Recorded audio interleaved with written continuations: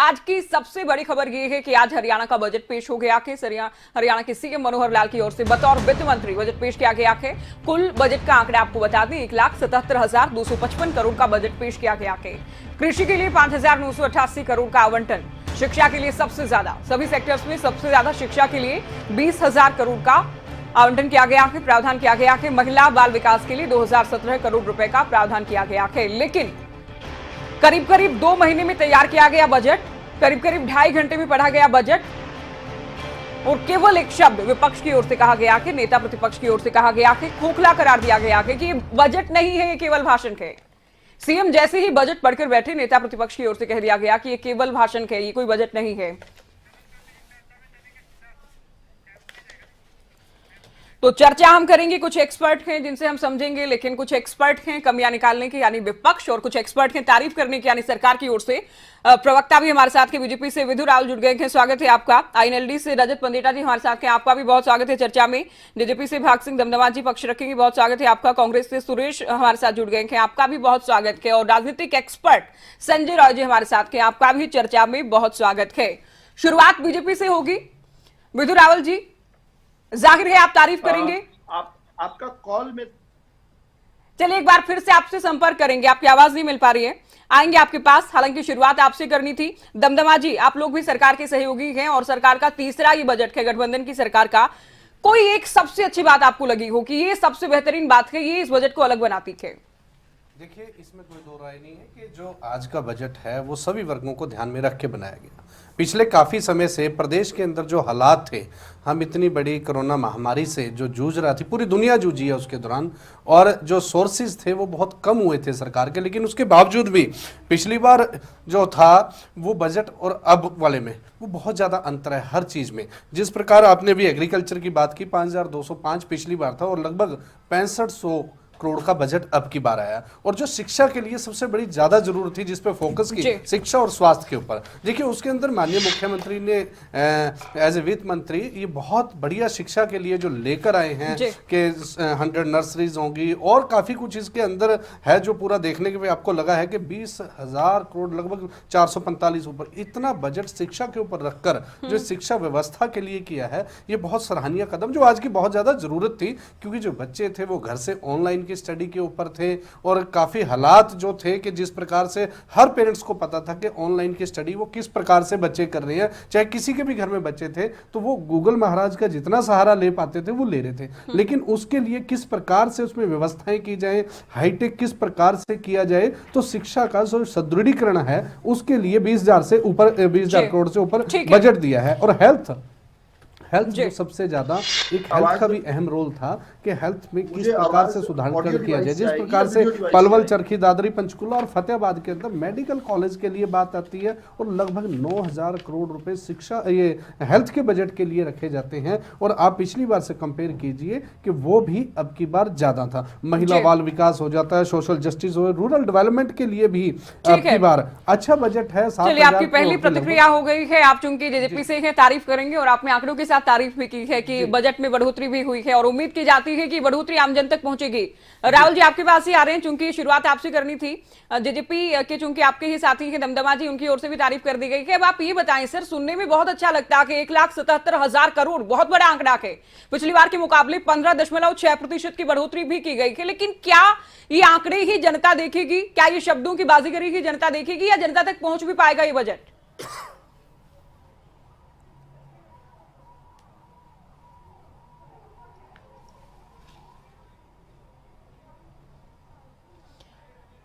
राहुल साहब, आवाज मिल पा रही है आपको? क्या विधु रावल जी, सुन पा रहे हैं आप? मुझे आपकी आवाज आ रही है, आप सुन पा रहे हैं क्या मुझे? बिल्कुल बिल्कुल सुन पा रहे हैं सर। देखिए, मेरा सीधा सवाल आपसे पहला ये कि बजट सुनने में तो अच्छा है, बहुत बड़ा ही आंकड़ा है, लेकिन क्या ये आंकड़े जनता को समझ में आएंगे और क्या जनता तक पहुंच पाएंगे सीधे? देखिए, लास्ट माइल डिलीवरी हमारा फोर्टे रहा है। हमने जिस प्रकार की भी योजनाएं हमने लेकर आए हैं, उनका क्रियान्वयन हमारा जो है स्ट्रॉन्ग पॉइंट रहा है। हमने एक प्रूवन सरकार चलाई है और दोबारा जनता ने आशीर्वाद देकर हमारी सरकार दोबारा बनाई है। हमने जिस प्रकार से स्पेंडिंग्स को बहुत वाइजली, यानी बहुत विवेकशीलता के साथ हमने स्पेंडिंग्स को किया, उसके अलावा हमने हरियाणा का राजस्व बढ़ाया है, हरियाणा का बजट बढ़ाया, हरियाणा की जीडीपी बढ़ाई है, हरियाणा की इकोनॉमी का आकार बढ़ाया है। और वो इसलिए हो पाया है क्योंकि हमारा क्रियान्वयन बहुत बेहतर हुआ है। हमने पर कैपिटा इनकम जो हरियाणा के आम जनमानस की बढ़ाई है वो इसी नाते बढ़ा पाए हैं हम, क्योंकि हमारा क्रियान्वयन जो है बहुत बेहतर रहा है। देखिए, इसमें कोई भी शक नहीं है कि हमने एक पोस्ट कोविड बजट यहाँ पर पेश किया है। कोविड काल किस प्रकार से उसका प्रभाव रहा है, पूरी दुनिया के ऊपर प्रभाव रहा है, इससे कोई इनकार नहीं कर सकता। हमने पिछले 2 वर्ष जो है अर्थव्यवस्था को और दुनिया भर की अर्थव्यवस्था को टूटता हुआ देखा है। इसके बावजूद भी हरियाणा की अर्थव्यवस्था बढ़ी है। हम लक्ष्य लेते हैं कि हम जो पूरे देश के अंदर जीडीपी का हमारा जो अर्थव्यवस्था, पूरी देश की अर्थव्यवस्था में हमारा जो योगदान 3.4% होता था, अब हम उसको 4% योगदान देने वाले हैं। मोदी जी का जो स्वप्न है भारत को 5 ट्रिलियन इकोनॉमी बनाने का, उसमें हम 4% तक का योगदान अब हम देने वाले हैं। चलिए, ये लक्ष्य लेकर चलेंगे। आप दोनों की पहली प्रतिक्रिया हो गई है, बीजेपी को भी हमने जाना और जेजेपी को भी हमने सुना। अब कांग्रेस का रुख करेंगे।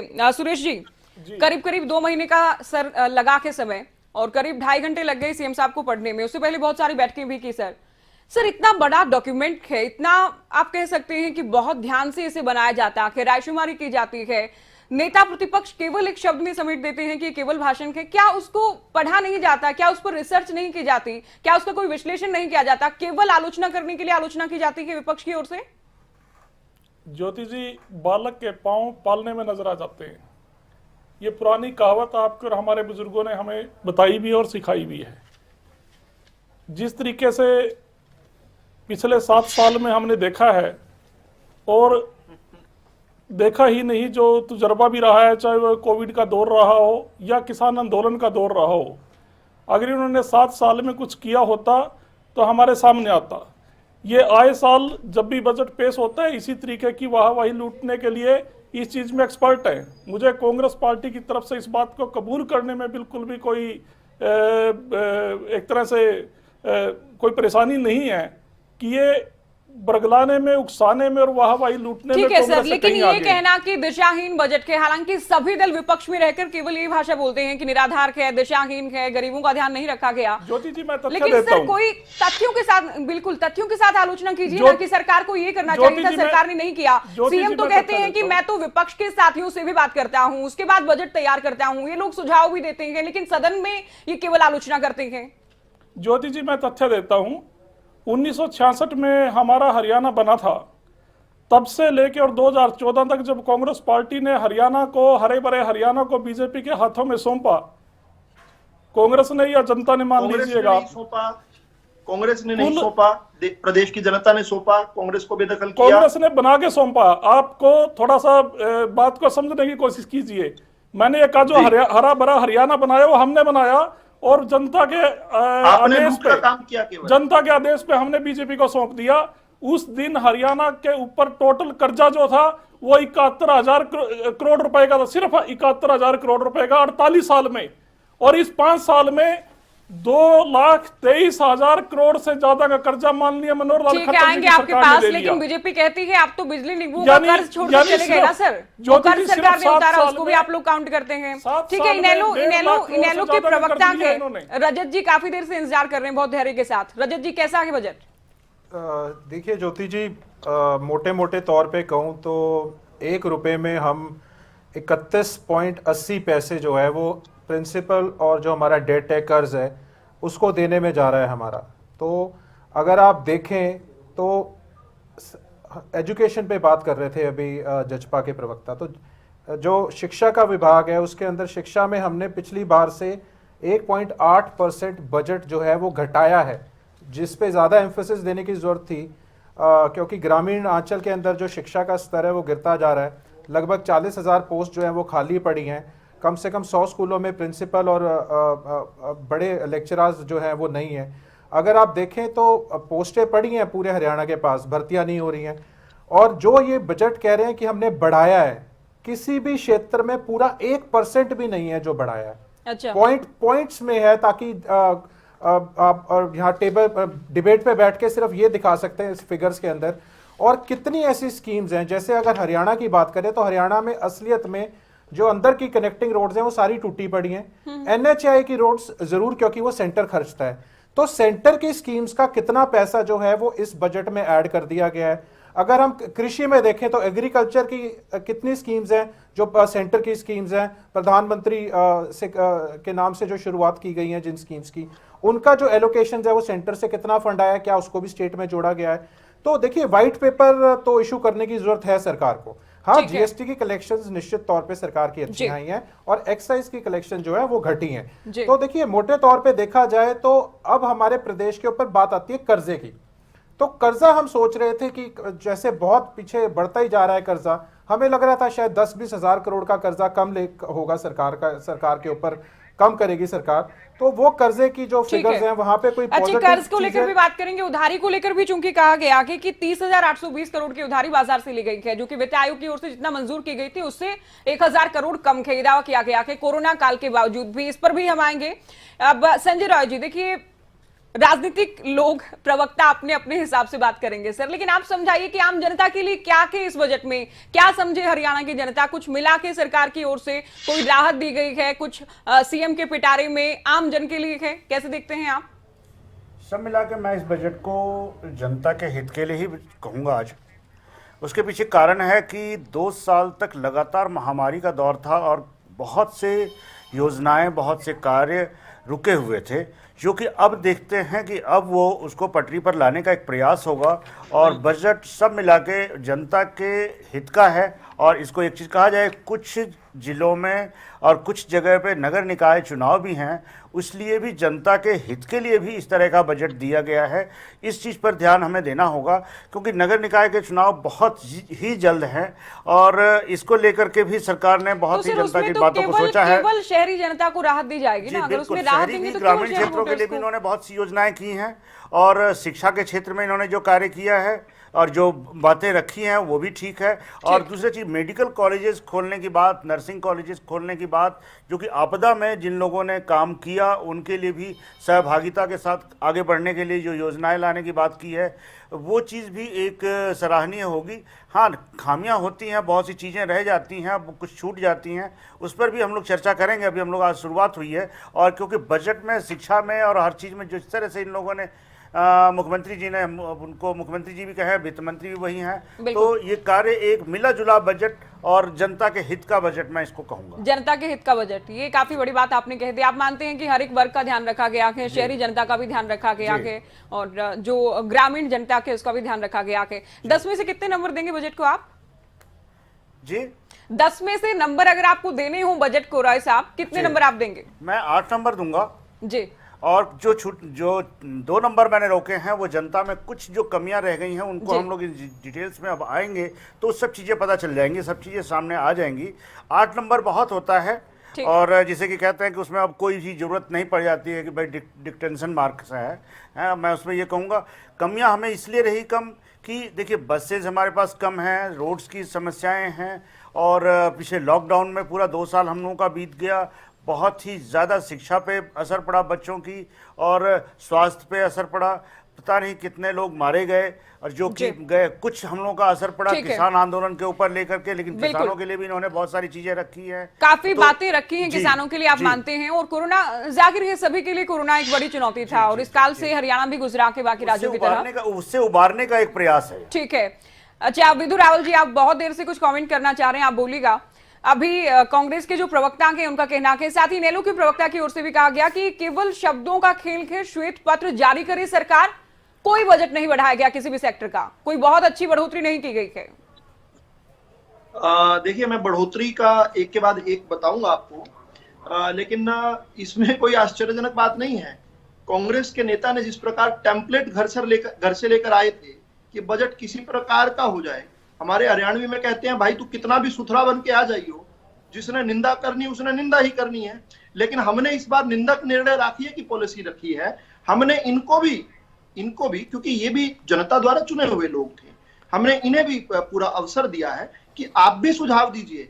और अब तक भी नहीं दे पाए, अब तक भी अगर सोए रहे हैं आप, तो आगे आपके पास समय है, आपके सुझावों को इनकॉर्पोरेट करेंगे और उसके बाद जो फाइनल बजट आएगा देखेंगे। अब जनता देखेगी कि केवल ये आलोचनात्मक बात करते हैं, कोई सुझावात्मक भी बात करते हैं। दूसरी, आपने वृद्धि की बात की, मैं सुन रहा था, बड़ा हैरान रहा। मुझे लगा कि चलो कांग्रेस के, इंडियन नेशनल लोकदल के नेता जो हैं विधानसभा में तैयारी के साथ नहीं आते, लेकिन कम से कम प्रवक्ता तो तैयारी के साथ आने चाहिए। और ये तो दोनों ही प्रबुद्ध लोग हैं, दोनों ही प्रवक्ता जो है प्रबुद्ध हैं। इसके बावजूद भी इन्होंने बड़ी अजीब सी बात कही। मैं बता दूं, इनको जानकारी के लिए अभी तक नहीं सुना, मैं बता देता हूं। कृषि का जो है हमने 27% वृद्धि किया कृषि बजट के अंदर। हमने औद्योगिकी विकास के अंदर हमने 31.1% वृद्धि की है। रोड इंफ्रास्ट्रक्चर की बात है जहां तक, सुनिए ध्यान से, 69.2%, 69.2% ऑफ इंक्रीज। परिवहन की बात जहां तक करें हम, परिवहन बजट के अंदर हमने 12% तक वृद्धि की है। हमने खेल और युवा बजट जो है हमने 37.2% तक वृद्धि किया उसकी। सामाजिक सुरक्षा, जितनी सारी योजनाएं चल रही उनमें 22% तक। और आई के गो ऑन एंड ऑन, मैं सब एक एक करके बता सकता हूं, आपको बता सकता हूं। स्वास्थ्य में, स्वास्थ्य चिकित्सा के अंदर, बिजली में, शिक्षा में, हमने हर विभाग के अंदर वृद्धि की है। और ये जो ये लोग कहते हैं, देखिए मुंह से बोलने में, जमा खर्च करने में कुछ नहीं लगता। और खैर, जब इनके नेताओं को ये बड़े पब्लिक सभाओं में झूठ बोलकर चले जाते हैं और फिर सुप्रीम कोर्ट में जाकर राहुल गांधी जैसे नेता माफी मांग लेते हैं। ठीक है, चलिए, आपने विस्तार से बहुत सारी बातें कह दी, और आपने जो आपके विपक्षी साथी हैं आपके, उन पर आपने बहुत सारी टिप्पणी भी की, उनसे भी जवाब लेंगे। दमदमा जी, डिप्टी सीएम चूंकि युवा नेता के, डिप्टी सीएम युवा नेता के, और युवाओं का काफी लगाव भी है आपकी पार्टी से। युवाओं के लिए आप लोग चूंकि गठबंधन के साथी हैं, युवाओं के लिए, उद्योग के लिए, रोजगार के लिए आप क्या देखते हैं? साथ ही किसानों से जोड़कर भी आपकी पार्टी को देखा जाता है कि किसानों के लिए क्या क्या इस बजट में आप समझाएं हरियाणा की जनता को। जी देखिए, ये सवाल मुझसे है? नहीं, ये दमदमा जी से सवाल है। राहुल जी, इंडस्ट्री के लिए जो पिछली बार 456 था, उसको 598, लगभग 600 करोड़, 31.12% बढ़ाने का काम किया है युवाओं के लिए। और जो युवाओं के लिए, देखिए, एजुकेशन का बजट है वो भी युवाओं के लिए यूज होने वाला, इंडस्ट्री का बजट है उनको रोजगार के लिए है, और कौशल रोजगार के लिए भी बजट का प्रावधान किया गया है, जिसके अंदर जो आज हमारे युवाओं को जिस प्रकार से प्रदेश के अंदर प्रॉब्लम्स आती थी कि ठेकेदार इस तरह की कोई प्रॉब्लम देते हैं, जगह जगह से आती थी, जब कोई काम करेंगे तो वहां आपको प्रॉब्लम भी फेस करनी होगी, लेकिन उसका ही सुधार कर हरियाणा रोजगार निगम का जो गठन किया है उसके लिए बजट का प्रावधान किया है। और जो आपका मेडिकल के अंदर जो मैंने कॉलेजेस की बात बताई है, ये भी एक युवाओं के लिए है, जो जिस फील्ड में जाना चाहता है युवाओं को। अभी मेरे साथी भी आंकड़ों से बात कर रहे थे, मैंने क्लियर बताया है कि 99% पिछले बजट से हर किसी की वृद्धि, जैसे 15.6% तो टोटल बजट की वृद्धि है पिछली बार से। यदि आप उसको आगे डिवाइड करेंगे, पिछला बजट कितना था देखेंगे, और साथ ही श्वेत पत्र की एक बात कर रहे हैं, तो वो टोटली हर विधायक के पास बजट की कॉपी, और आज प्रदेश के हर फोन के अंदर आप 75-80 पेज की वो कॉपी आप निकलवाइए। आज प्रदेश के अंदर जब विधानसभा के अंदर कोई बात होती है, वो रिकॉर्डेड बात होती है, उसको एक बहुत सीरियस लिया जाता है जो बात है, और जो आंकड़े दिए गए हैं वो कहीं से गलत नहीं। इन आंकड़ों के ऊपर प्रदेश के अंदर काम करेगा, और जो हमारी सरकार है, माननीय मुख्यमंत्री मनोहर लाल खट्टर जी और माननीय उप मुख्यमंत्री दुष्यंत चौटाला जी, ये पूरी सरकार का जो बजट है वो प्रदेश हित के लिए है। हम एक एक बिंदु पर आज आपसे इसके बारे में मेरे साथी जो डिस्कस करना चाहते हैं, विद आंकड़ों के बात करेंगे, विद फैक्ट बात करेंगे, और जो हालात होंगे वो पूरी तरह से आज प्रदेश के हित के लिए बन चुके हैं।